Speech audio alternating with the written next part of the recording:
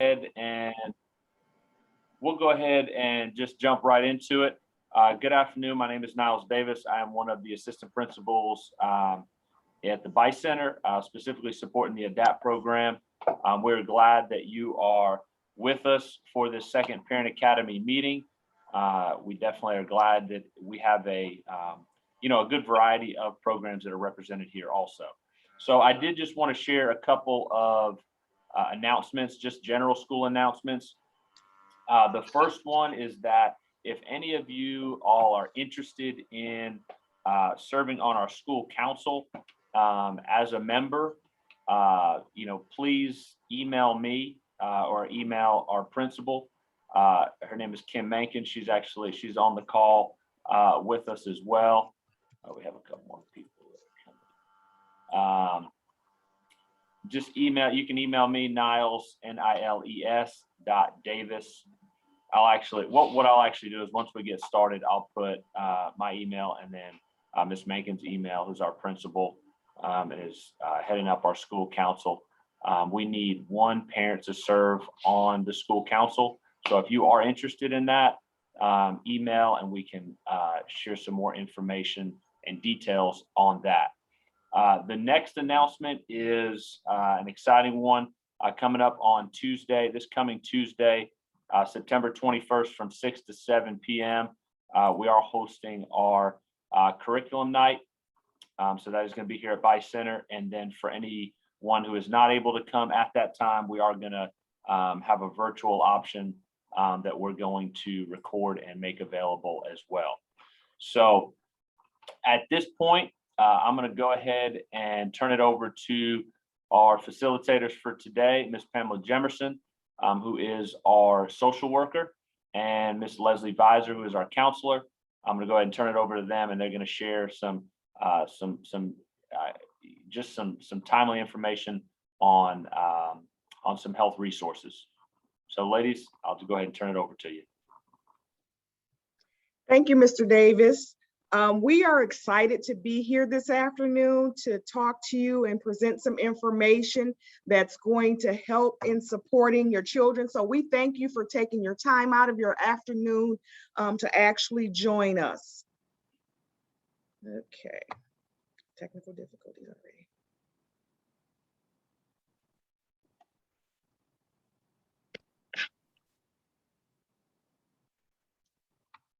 Okay, we're going to start this presentation out with a video, and this is just going to give you an overview of what we're going to talk about today. The emotional effects of childhood trauma are well known, but new scientific research reveals that a child's positive and negative experiences can shape and reshape the brain.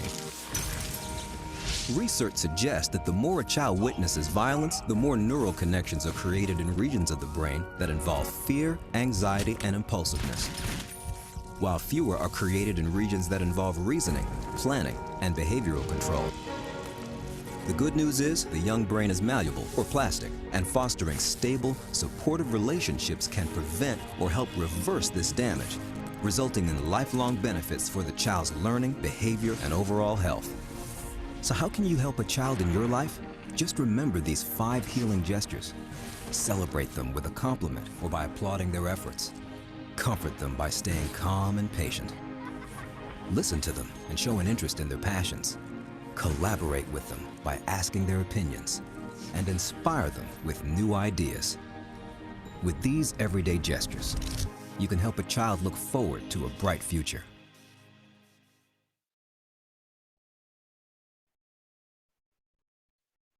Alrighty, so we're going to talk about your children today and how we can help support and help our children to actually thrive. So the goals for today are to provide you with some working definitions.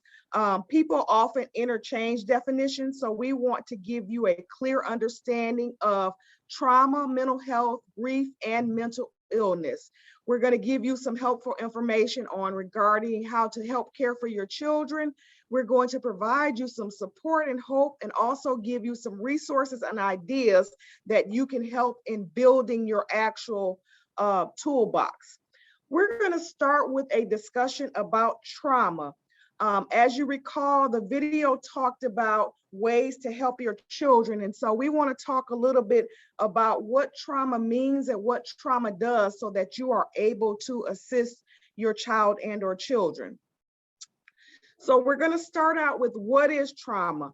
How would you actually define trauma? Is it the same for everyone? So the Cambridge Dictionary defines it as a severe emotional shock and pain caused by an extremely upsetting experience, or another definition is an event or a series of events that involves fear or threat. So again, when we think about trauma, we know that everybody can experience trauma. Everybody probably has experienced trauma. We're actually in a very traumatic event right now when we're talking about COVID-19 and how to cope with the effects of COVID-19. So again, everybody experiences trauma, but is it the same for everyone? Absolutely not. Everyone handles trauma a little bit differently. When we talk about trauma, it can be acute, meaning that it has resulted from only one incident. So one thing happens and that kind of traumatizes that person. It can be chronic. It's from repeated or prolonged incidents such as domestic violence or abuse. We know that those can have very traumatic long-term effects on people. It can be complex.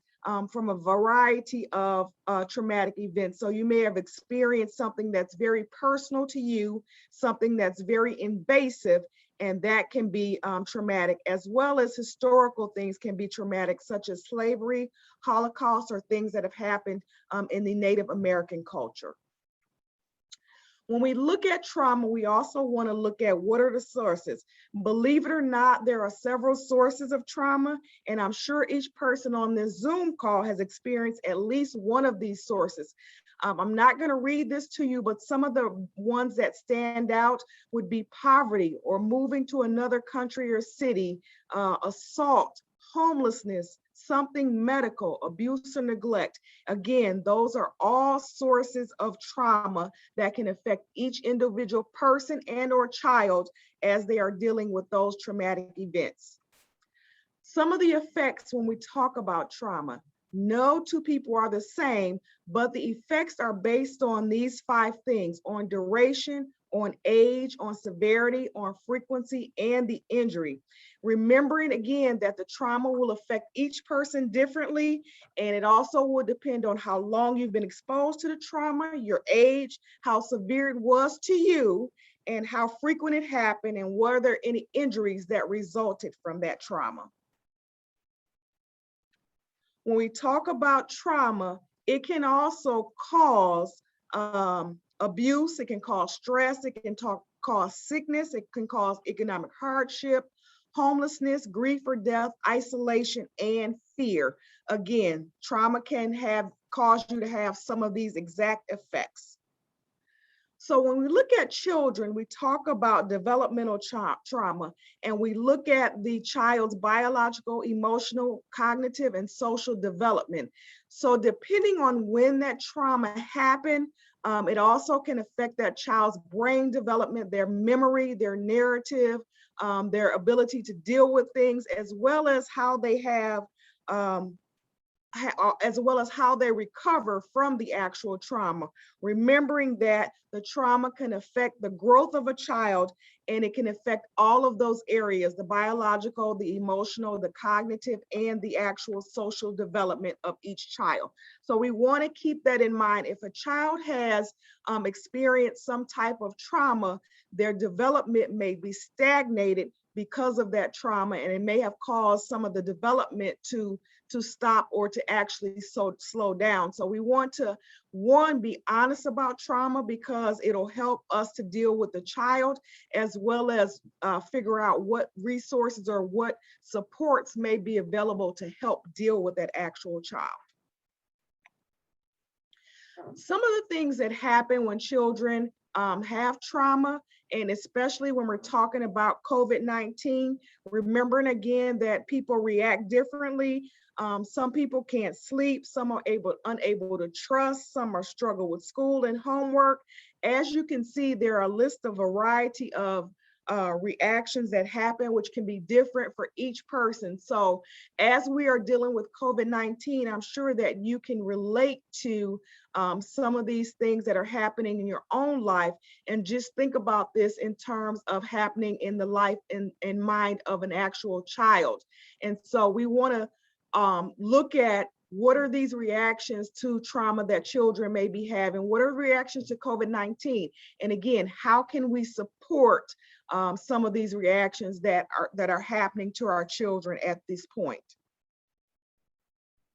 When we talk about trauma, we also talk about mental health, because trauma can cause some mental health issues, and the child may begin to be a different person. This is also true for you as adults as well. You may begin to stress, you may begin to worry, you may be unable to relax.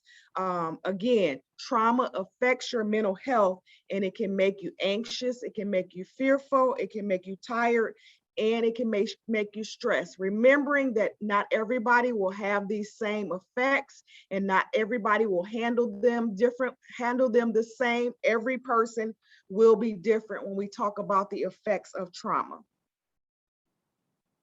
These are some more effects that may happen.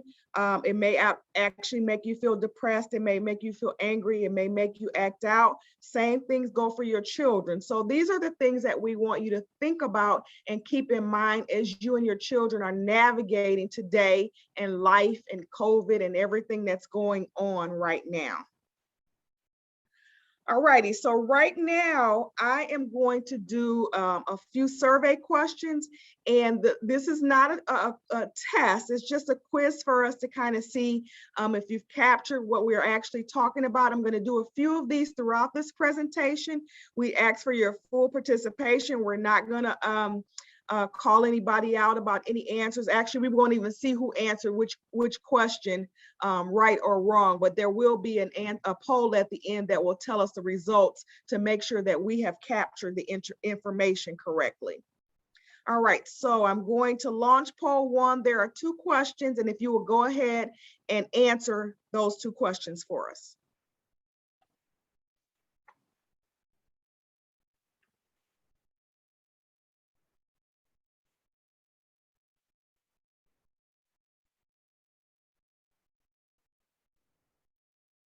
Answers are coming in. Awesome.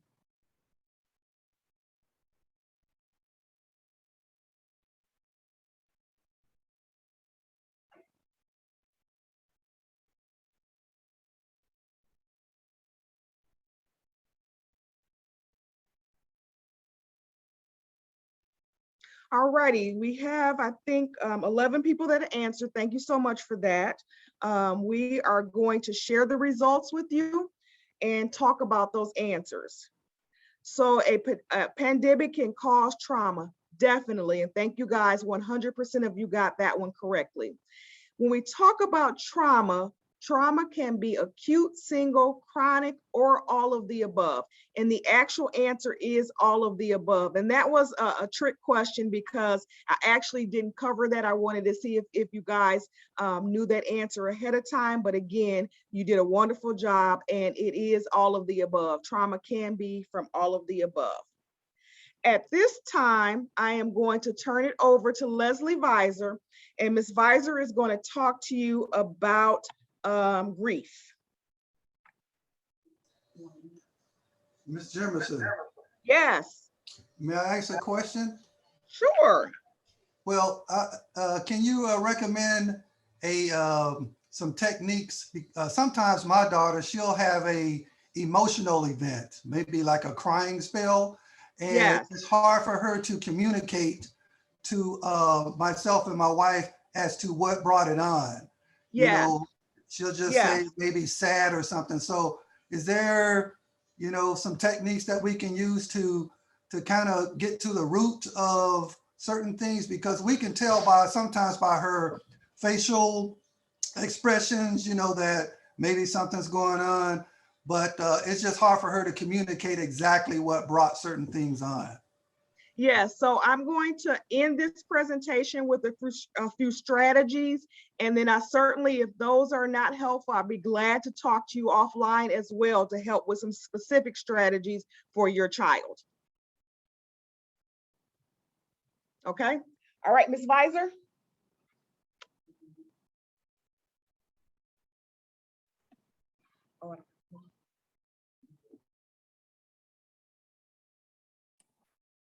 Good afternoon.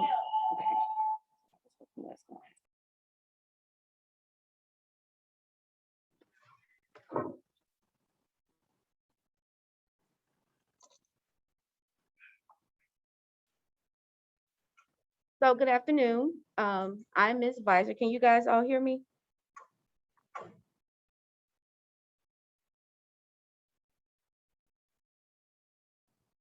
Can you hear me? Can you hear me? Mm-mm. I can hear you, Ms. Visor. Okay. All right. So thank you.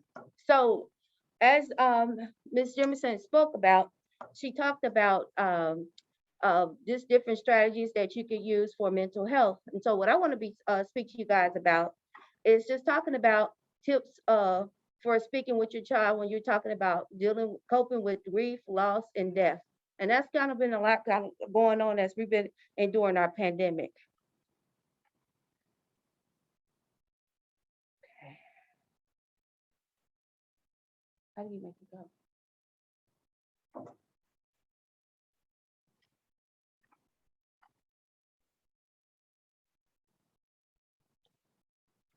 Okay. So what is grief? Grief is the reaction we have in response to death or loss. Grief can affect our body, our mind, our emotions, and spirit. People might notice or show grief in several ways. By physical reactions, they might be like, the physical reactions might be changes like in their appetite. They may not feel like eating as much. Your child might not feel like sleeping. They might not sleep at all. They might want to stay up and talk about whatever's happened. They might have an upset stomach. They might have tightness in their chest. They may cry a lot. They may have tense muscles or trouble relaxing or low energy, restlessness or trouble concentrating. Frequent thoughts. These may be happy memories of the person who died, worries or regrets, or thoughts of what life would be like without the person. I've known of someone telling me that after they was a 7-year-old, and after their parent passed away, later on, they would keep the parent up for hours towards the nighttime, just talking about their loved ones. So one of the things you want to do is just let them talk. They may have strong examples of strong emotions such as sadness, anger, guilt, despair, relief, love, or hope. And then there may be some spiritual reactions. This might mean finding strength in faith, questioning religious beliefs, or discovering spiritual meaning and connections. And so these are some tips for talking with your younger students. Talk with your child, providing simple and accurate information to the questions. Talk with your child about their feelings and listen to what your child is saying, how your child says it. Is there fear, anxiety, insecurity? Your child repeating, and sometimes your child might repeat words, and they may be helpful, such as, are you afraid of that? Or do you wonder if someone else will die? This helps both you and the child clarify their feelings. And then you want to reassure your child, we are all in this together and we care about you and we will take care of you. So spending time with your child after someone has gone through, passed away, you may need to repeat the information and reassure your child many times. Because again, this is new to them, that person not being a part of their life, and they're kind of just needing to know that you're going to be there for them. So don't stop responding just because you told them once. Sometimes little kids, it takes a while for them to process. So they do need to hear it a little bit more often, our students. And then sometimes you might have to hold your child and provide comfort. And for some students I know, They don't like touching, but I understand that some of you guys still have younger children that's in the home as well as children, students that are here. So touching is important for children during this period. Spend extra time putting your child to bed. Talk and offer assurance and leave a nightlight on if it's necessary. And you observe your child at play. Listen to what he or she is saying and how they play. Frequently, children express feelings of fear or anger while playing with dolls, trucks, or friends. Many a times I've seen kids that things may be happening at home and they take it out on their dolls or their little trucks or things like that. Or when I worked in with younger students, and then you still may see it with the students that you may have in your home, as well as just in other ways and how they just talk and they behave. Provide play experiences to relieve tension. Work with Play-Doh, paint, play, in water, etc. And if your child shows the need to hit or kick, give them something such as a pillow or a ball to play with. And if you need help for your child, contact your school counselor, your school social worker. Okay. I don't know if I was doing it. Okay. Here are some things that you can do to help a child who's older and has lost a loved one. When a loved one dies, children feel and show their grief in different ways. How kids cope with the loss depends on things like their ages and how close they felt to that person who died and the support that they will receive. When talking about death, use simple, clear words to break the news that someone has died. Approach your child in a caring way. Use words that are simple and direct. For example, you would say possibly, I have some sad news to tell you. Grandma died today. And then pause and give your child a moment to take in your words that you told them. Sometimes you're going to hear nothing. Sometimes you're going to hear, are you serious? Sometimes they may burst out crying. So listen and then comfort them. Each child is going to react differently to learning that a loved one has died. And so some going to ask questions. Some's not going to react at all. They just maybe just so shocked or just in disbelief, but that's okay. Stay with your child to offer hugs or reassurance and answer your child's questions or just be together for a few minutes. Sometimes you just can't say anything, but just hug them or just be with them. Put your emotions into your words and tell your child what to expect and talk about funerals and rituals and whatever your culture may that you may do in your particular culture. So put your emotion to words. For example, encourage your kids to say what they're thinking and feeling in the days, weeks, and months and following the loss. And talk about your own feelings. It helps kids be aware of and feel comfortable with theirs as well, their feelings as well. And say things like, I know you're feeling very sad. I'm sad too. We both love grandma so much as she loved us also as well.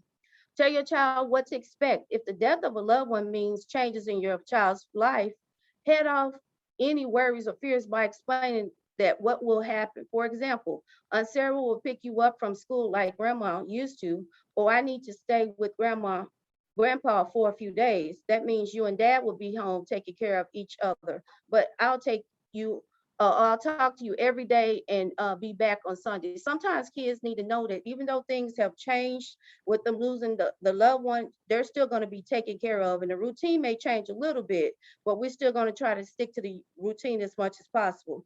And then also, again, when we talk about funerals and rituals and things, based upon your culture and how do you guys do bereavement or how you choose to funeralize or whatever you do, ritual that you do, allow the child to possibly go to the viewing. Sometimes they may not be able to handle the funeral, so you might let them go to the viewing and or maybe go first so they can see and talk about what's going to happen. Also, maybe possibly attending a funeral if you feel like they can handle that, or a memorial service. Maybe they just go to the memorial service and not that. But tell your child ahead of time what will happen. For example, lots of people who love grandma will be there.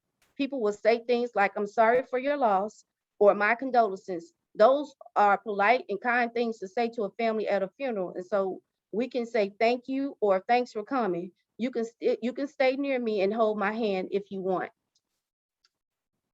Explaining rituals and burials. You might need to explain or burials or cremation. For example, after the funeral, there's a burial at a cemetery. The person's body is in a casket or a coffin, and that gets buried in the ground with a special ceremony. This can feel like a sad goodbye, and people might cry. Share your family's beliefs about what happens to a person's soul or spirit after death. And then you want to explain, sorry.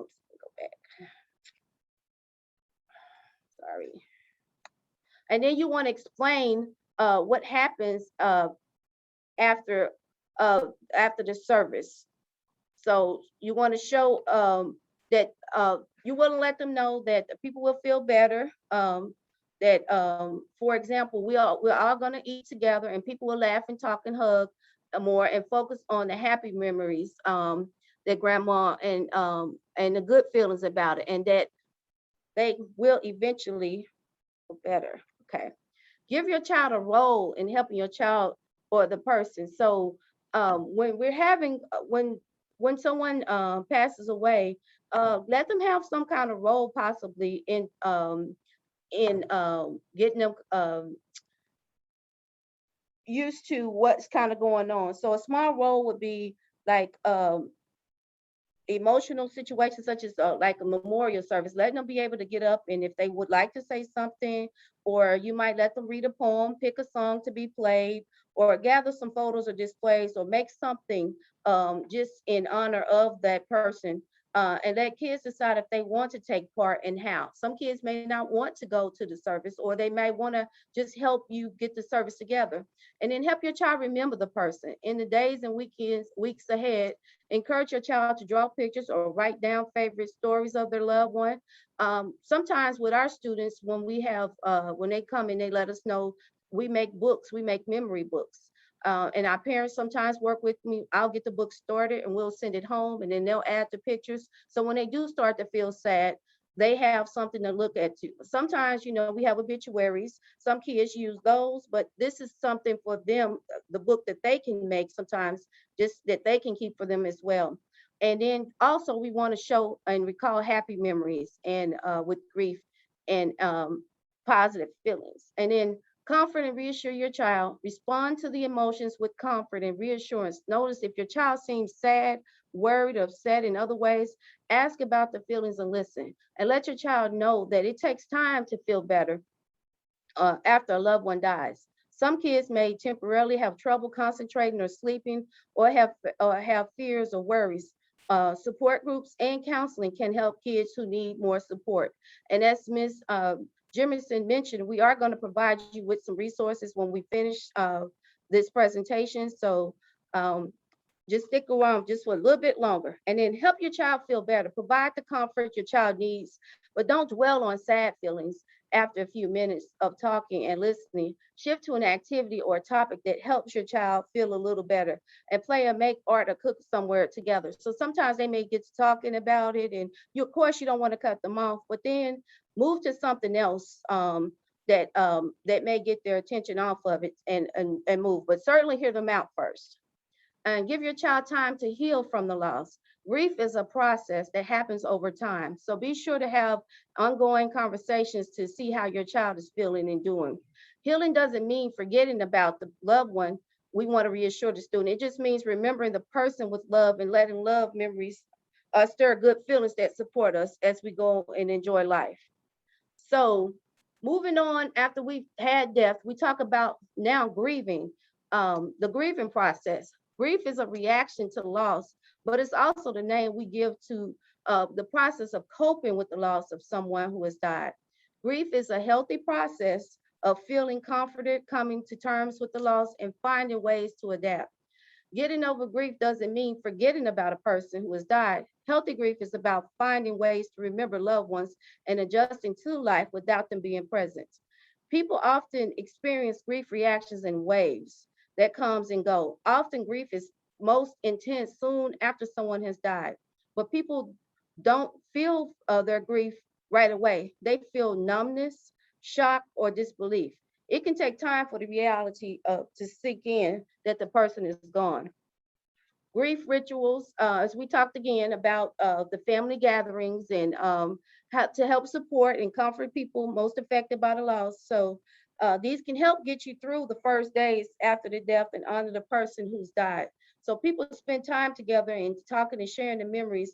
So that's something that's what you want to make continue for different days, and you want to let your students know they're going to probably bring food and send cards and all those different things, and it's going to be a lot of people coming by visiting. So you might want to let them know this is kind of what's going to happen. It's going to be more people, and if you don't feel comfortable, maybe you can tell them you can go in your room or different things like that. But you want to just kind of let them know this is what some people usually do. They stop and bring food and cards and call and all those kind of things, because sometimes students can be overwhelmed when all those people start showing up at the house if we haven't kind of talked to them about what's kind of going on.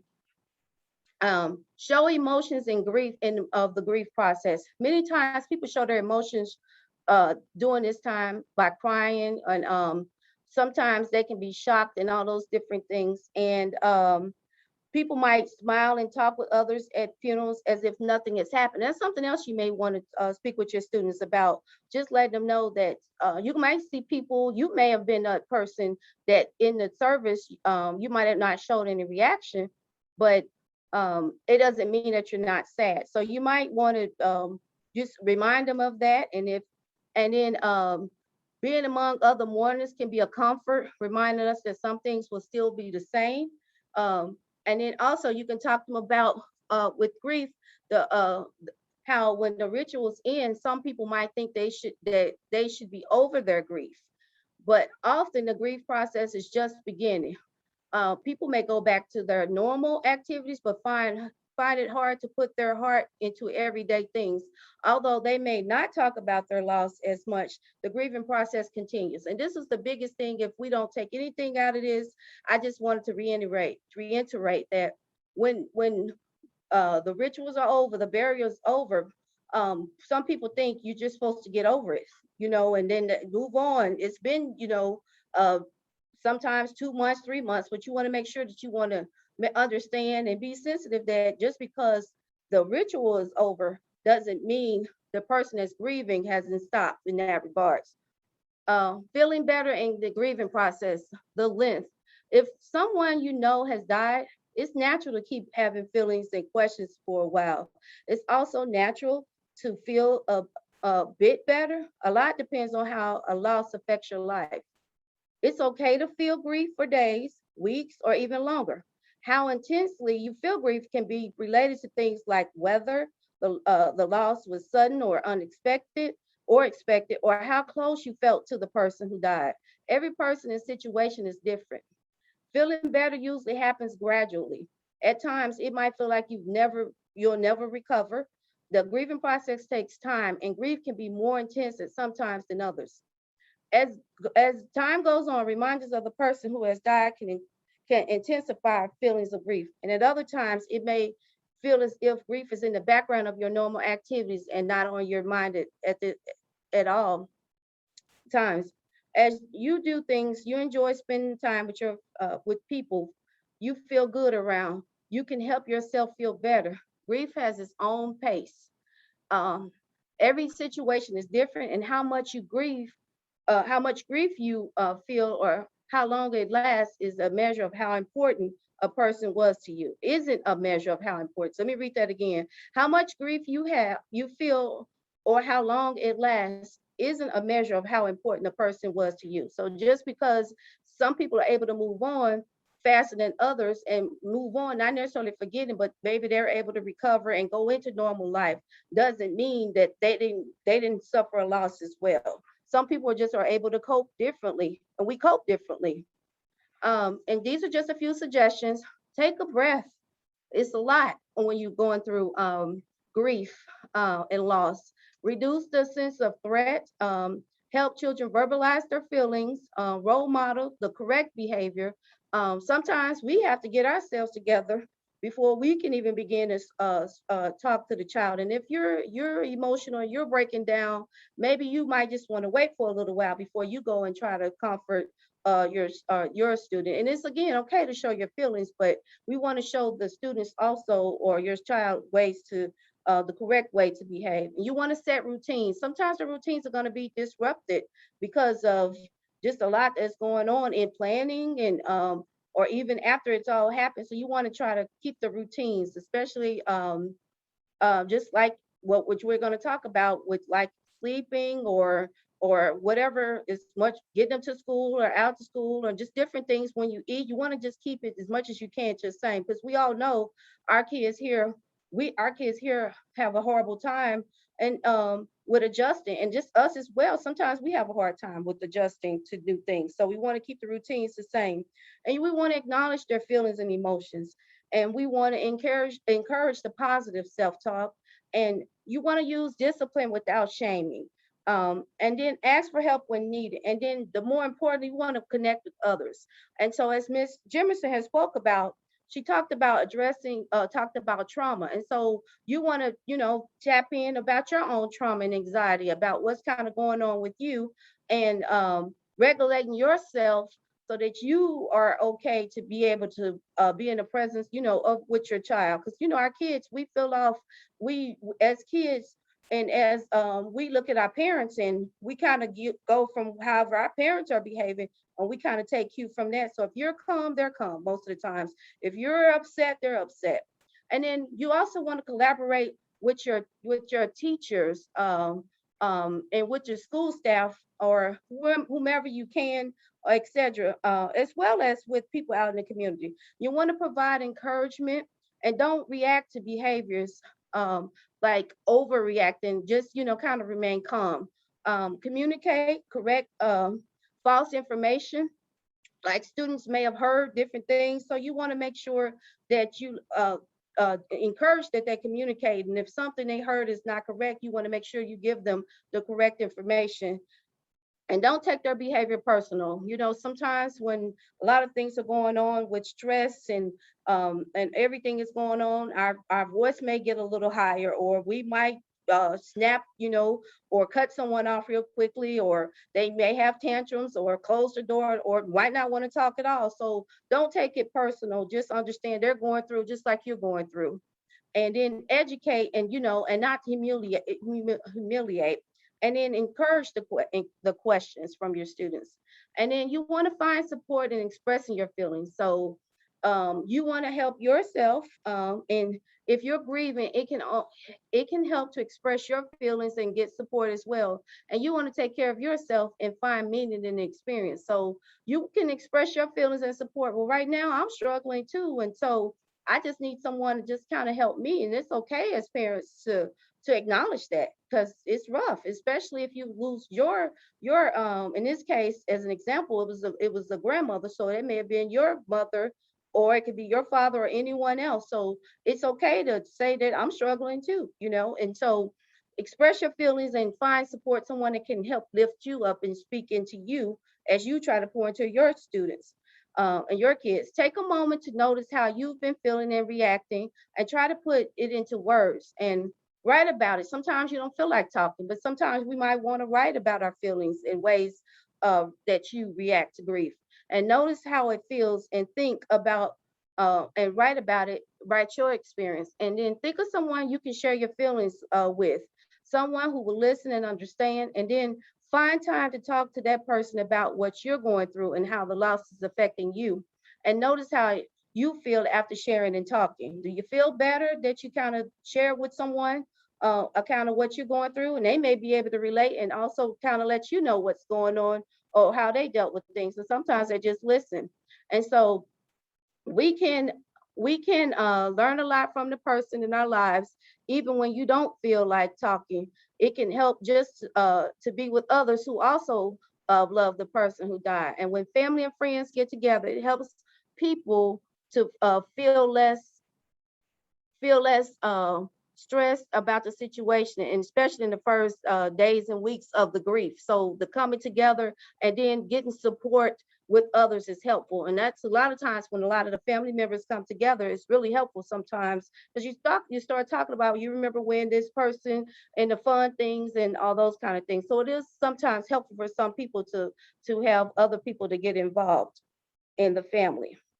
Okay, and then find your meaning. So you want to ask yourself, how can I learn from this loss and these difficult experiences? And think about what you've discovered and about yourself and about others and about life as a result of going through this loss. And then you might want to find how do you help yourself get started? You can try writing down your answers, as we talked before, to these questions. And what did the person mean to you? You might want to talk about that or jot that down. And what did you learn from him, from that person? And what good has come from this difficult experience? Maybe you reconnected with your loved ones you didn't know that you had that may have come, or maybe you felt like, you know what, I want to reach out more to my loved ones. What have you learned about yourself or other people or life? Those are questions you might want to ask yourself, so as you learn to cope with whatever you're going through. And are there things you could appreciate more? Sometimes after death, we and even with the pandemic, when we were limited and couldn't go and visit our loved ones, some of us figured out a way, Zoom, what we're doing now, and other ways to connect and calling people more often and checking on them. And then who are the people who have been there for you? Were they the people you expected? And what have you learned about them? And then finally, in what ways have you grown or matured during this experience? So those are things that you want to find a meaning after you go through some kind of a loss. And then finally, you want to take care of yourself. The loss of someone close to you can be stressful. Take care of yourself in small but important ways. Sleep is healing for both your body and mind. But grief can disrupt sleeping patterns. Focus on building healthy sleep habits, like going to bed at the same time each night, or establishing bedtime routines like doing gentle yoga, breathing exercises, whatever you guys do as a family, to just kind of ease the students into habits that will be something positive for you to be able to calm down. And then exercise, it can help change your mood. It may be hard to get motivated when you're grieving, so modify your usual routine if you need to. And even a gentle walk outdoors can help reset your perspective on things. Maybe you guys can go on a walk together, or whatever you choose to do together. And the final thing I want to say is, I want to encourage you to take care of yourself and to exercise. And even though we're talking about grief and loss as it relates to a person, we always want to take in consideration a loss is a loss. So whether you lose your family members, we're kind of talking about now, or lose a neighbor, the activities of your limbs, a pet, a loss is a loss. So we want to remember that.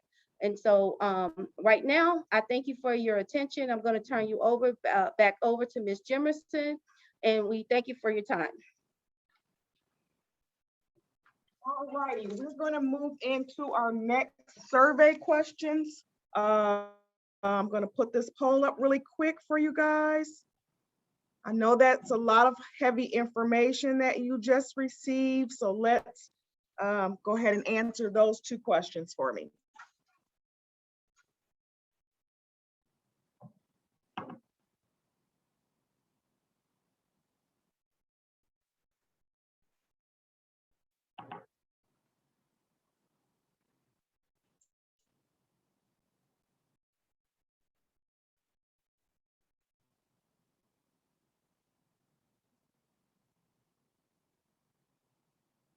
All righty, I'm gonna go ahead and end this poll because it looks like everybody have answered and you all are 100% correct. Thank you for taking the time. That grief is a process that happens over time, and you should be over grief in your own time. There is no set time that grief actually happens. All righty, so Ms. Visor was talking about grief, and I want to be clear that although she was talking about grief as it relates to death, grief also happens in other areas. It's not just about death. We are actually having some grieving things that are going on right now. We've had the loss of our independence. We've had the loss of our normal ways of living. So when we think about grief and loss, it's not just about death, it's about everyday life. So as we are talking about that, let's move into mental health and have a brief discussion on mental health. When we talk about the definition of mental health, it includes our emotional, physiological, and social well-being. It affects how we think, feel, and act. It also helps determine how we handle stress, relate to others, and make choices. Mental health is important at every stage of life, from childhood and adolescence through adulthood. Again, there's another definition, but again, it talks about how we act, think, and feel. It's normal for every person because it includes our emotions, it includes our psychological and our social well-being.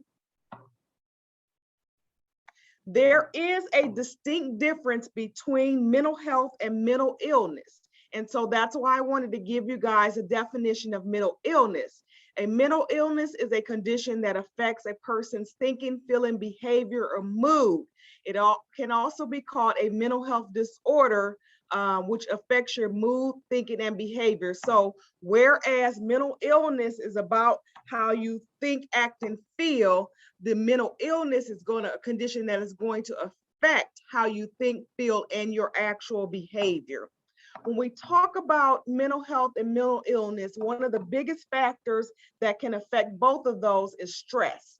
And we want you to know that stress is a normal part of life at every age. So children have stress, adults have stress. We know that teenagers have stress, older, aging people have stress, but it's important for us to remember that the signs of stress are normal and to also be able to recognize our own signs and symptoms of stress so that we are able to develop healthy coping skills. The way that we handle our stress is going to have a great impact on our mental health, on our daily mental health. So when we talk about helping children manage their stress, these are the few ways that you can help them. By allowing them to have the ability to sleep well, to exercise, talk it out, make time for fun and quiet, get outside, write about it, and learn about mindfulness. Mindfulness is a hot topic these days. I think that, with COVID-19, we've tried to find ways to kind of deal with everything and all the stressors that are happening in our life. One easy technique that you can do is called progressive muscle relaxation. So if you just take your fists, tighten them up, and release them, that helps with your mental health. That helps to manage your stress. You can also do deep breathing. You inhale and inhale and hold it for 3 seconds. Then you exhale and hold that for another 3 seconds. And repeat that until you are finding yourself calming down a little bit as a de-stressor. Again, as we talk about helping our children, we've had a lot of time in the house, and we have students that are spending a lot of time on social media because they love it and because we're stuck in the house. So if you can kind of limit that media intake, that can help with stressors. Also for parents and children to be able to stay in contact with your loved ones. As Ms. Visor stated, you want to try to keep a schedule, keep a routine, because that helps children with stress and with daily life. You want to create sleeping habits, incorporate physical activity, and give space to your children, but also keep an eye on them. Be a role model for your children. They are watching your reactions. Talk honestly and appropriately about the pandemic and about things that are going on right now. Eat healthy, well-balanced meals, and help your children to be able to process feelings by talking to them, by having them draw, by having them color. Those are some other options. And you want to create some activities, or sorry, not activities, you want to create some opportunities to be able to check in with your child. So as we're talking about stress, we want to be able to have coping skills. So here are some suggestions that you can do. Take a walk, you can journal, talk to someone you trust, ground yourself, remembering that social emotional health is the ability to understand and manage your own emotions, reactions, and relationships. And we know that social emotional health is very important these days. All right, we have another video, I think. Okay, maybe not. There we go.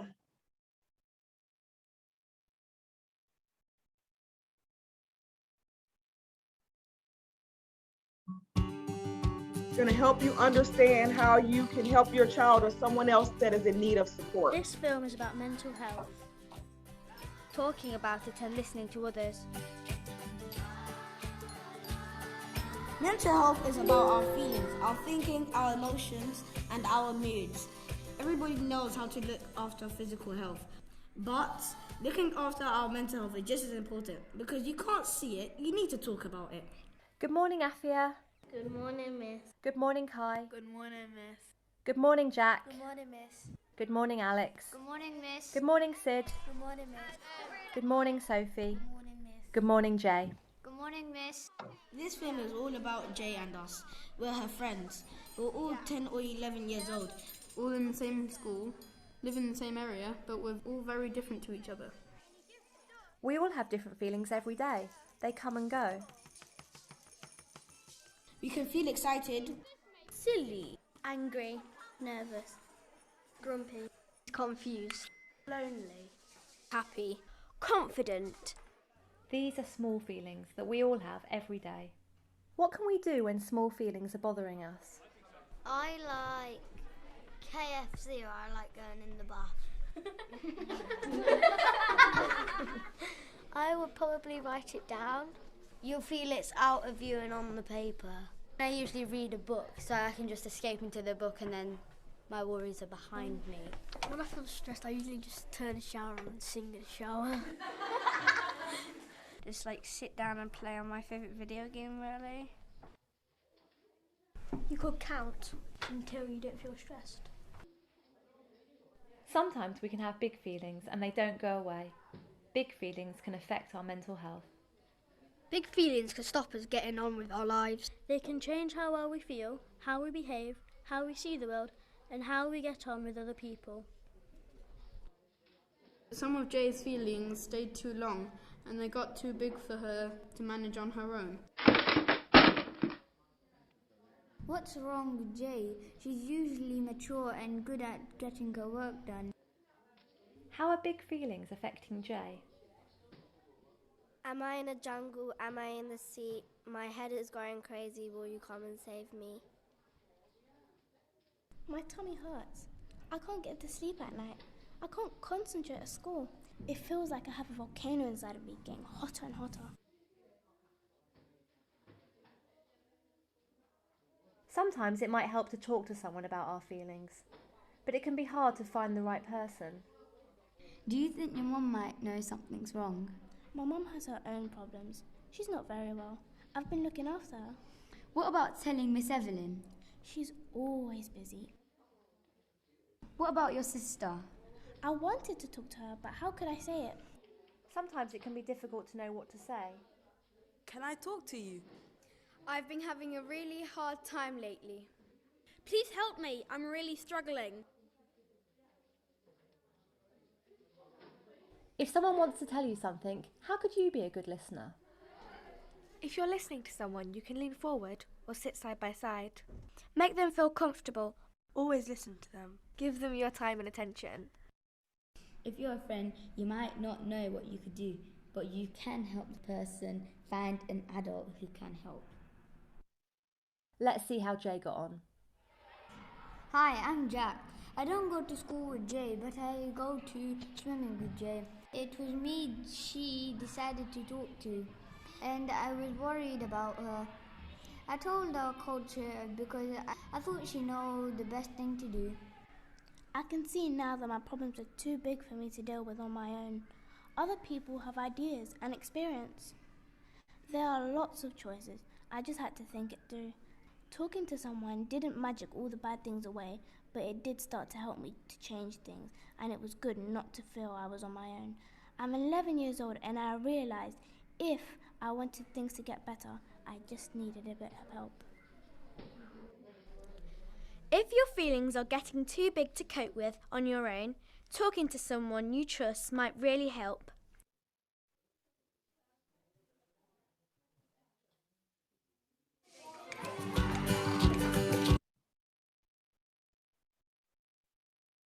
All righty, we are going to do our last, if I can get there, survey questions.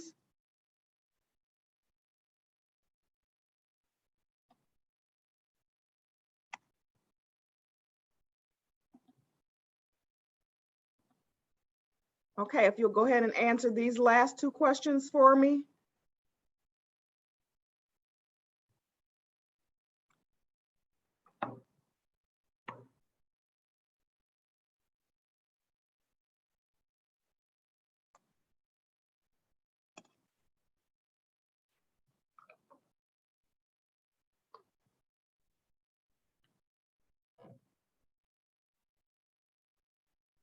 All righty, thank you so much for that. You guys are on top of it. Mental health affects how we feel, think, feel, and act, and mental health is important for all ages, and you guys got them all correct, so that is awesome. So as a reminder, mental health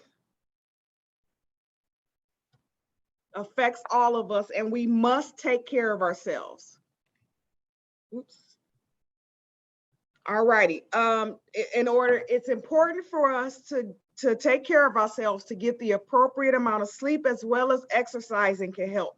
We need to prioritize our social and emotional health so children can achieve their full potential by strengthening families' bonds and giving parents confidence in becoming their child's strongest advocate. So here at Adapt, Strive, and Bridge, we are here to support you. Please contact us if you are in need of any additional support. In this PowerPoint, we have also included some additional resources for you to be able to get some information that will help support your child as well. In the end of this is also our contact information. If you have any additional questions or want to talk about your individual student, we are here to support and glad to help you come up with some different strategies. That ends our presentation. So are there any questions?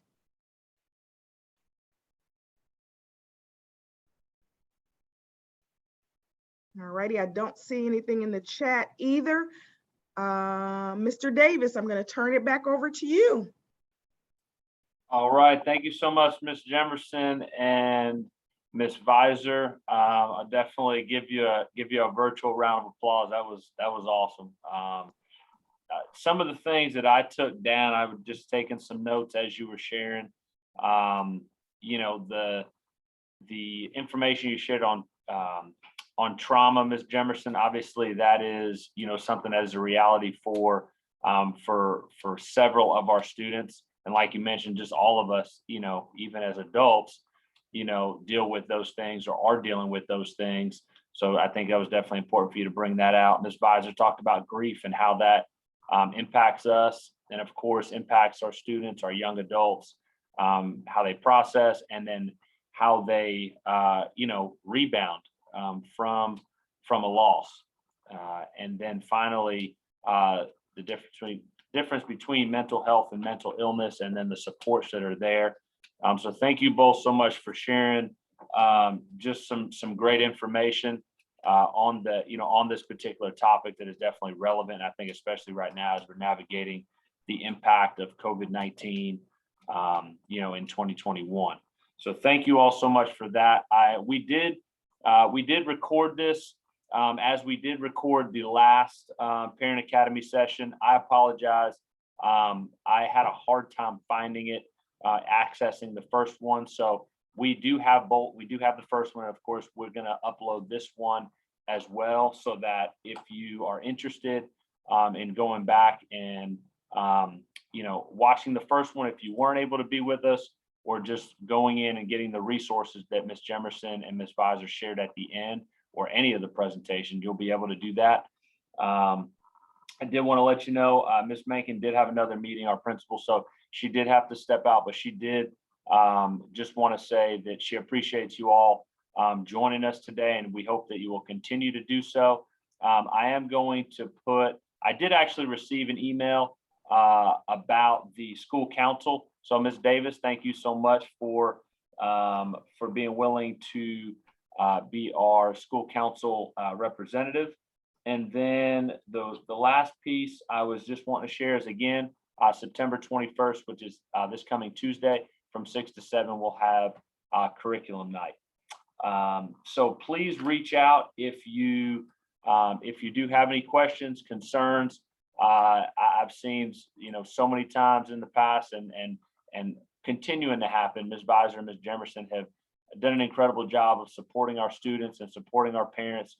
And we're definitely in the boat with you all, and want to make sure that we can help support you and your family in whatever, you know, in the capacity that has to do with your child's education. So we will continue to stay on if you have any general questions.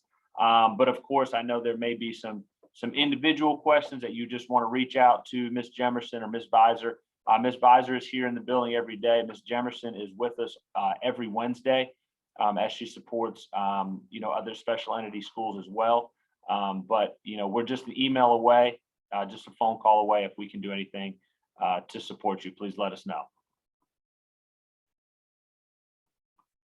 All right. Thank you. Thank you all so much. We know it's a little bit after 1, so if you have to go, you know, we definitely appreciate you and hope you have an incredible day.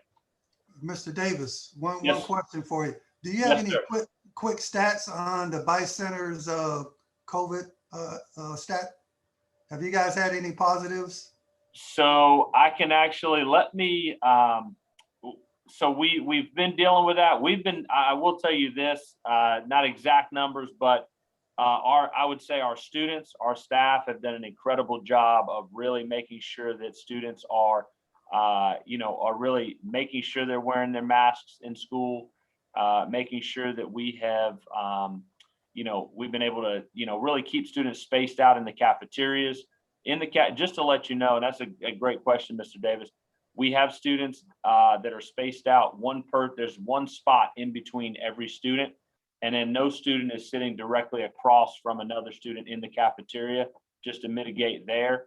You know, of course, like I said, students and staff are required to wear their masks at all points.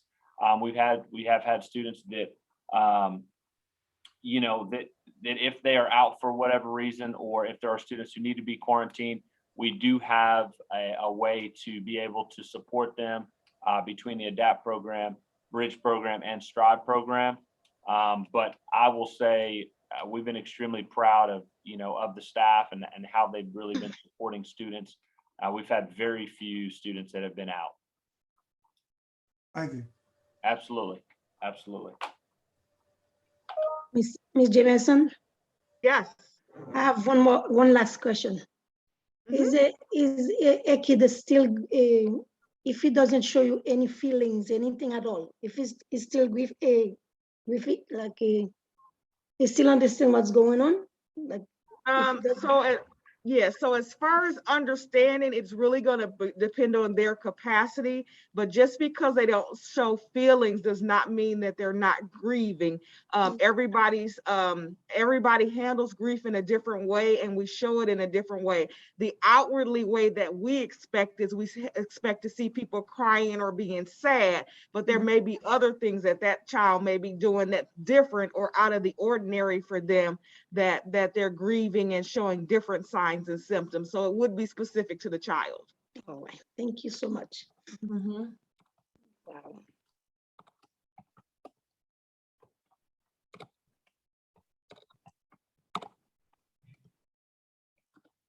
Okay, and I put my email address in the chat, and then I'll also put Ms. Jemerson's and Ms. Visor there as well, if you have any specific questions.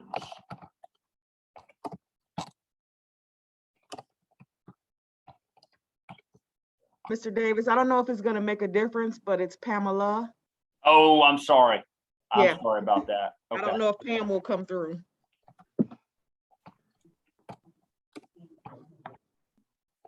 What about her? Okay. Oh. Miss King, you have your hand raised? I do. Go ahead. First, I want to commend you all. This was an excellent presentation. I can tell you guys put in a lot of effort and a lot of work, and I really appreciate it. And I've got 4 pages of notes here. Oh. But the question I had was had to do with the videos that you showed us, which I thought were exceptional. Are those videos being shown to the students, especially the one about mental health? So my general answer is probably going to be no. I will say that Gwinnett County has put a strong focus on social emotional health for students, and there's going to be programs and things that are being put in the classrooms as we speak. People are working on those. So it's possible, I'm not sure about those exact videos, but students will start to receive things related to social emotional health that are specific. It's already embedded, but there's specific things that will start to happen. Okay, Great sounds question, good. Thank you. though. Yeah. Thank you. Yeah, thank you for that, Ms. Ken. That was definitely a great question. I know that we definitely have, like Ms. Jemerson said, some resources that were especially made available last year to us, and that are still available, right now.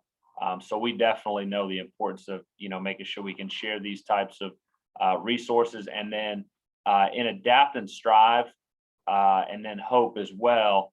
Students are, able to access the unique curriculum, and the unique curriculum is, has a great amount of information on social interaction and, feelings and really coping skills to be able to cope with some of those pieces. So some of that is happening, but like Ms. Jemerson said, we definitely want to, touch base with students on this from the school level as well.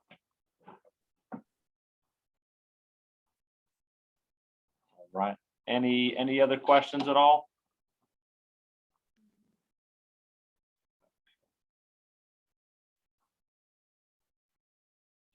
Okay, so I did want to mention, okay, sorry, I did want to mention just to Mr. Davis's point, the county, the Gwinnett County website, Gwinnett County Schools website actually has the COVID total numbers, and you can basically look at individual schools on there.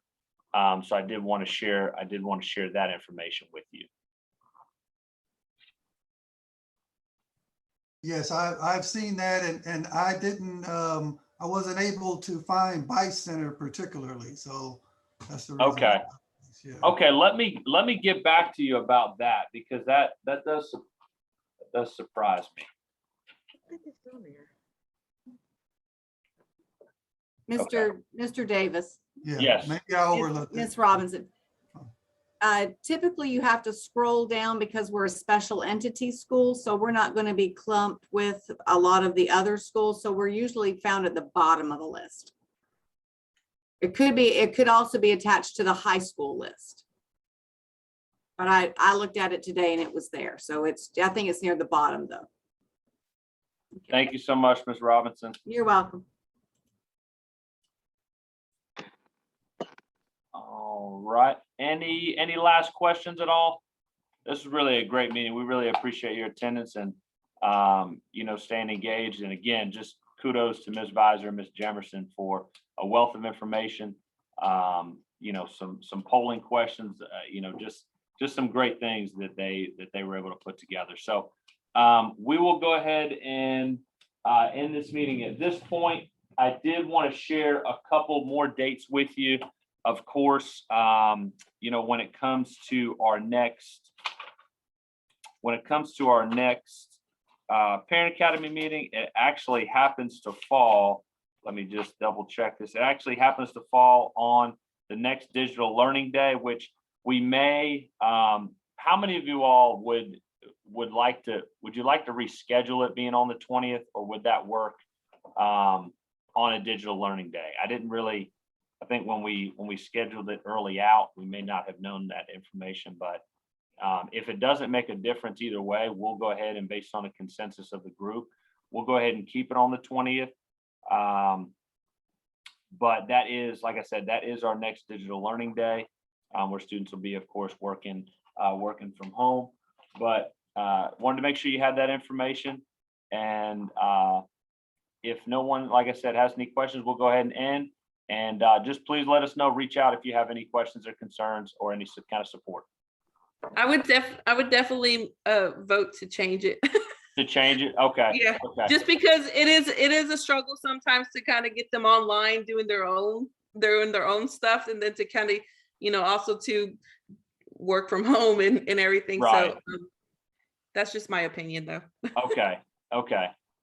Yeah, I just wanted to put that out there because I was looking at it yesterday and I thought to myself, okay, that is a little bit tough. Obviously, I know 12 to 1 sometimes for parents can be tough on a typical school day, but then on a digital learning day may make it, another challenge. So we will actually we'll look at that, and then we'll send some information through Messenger about that.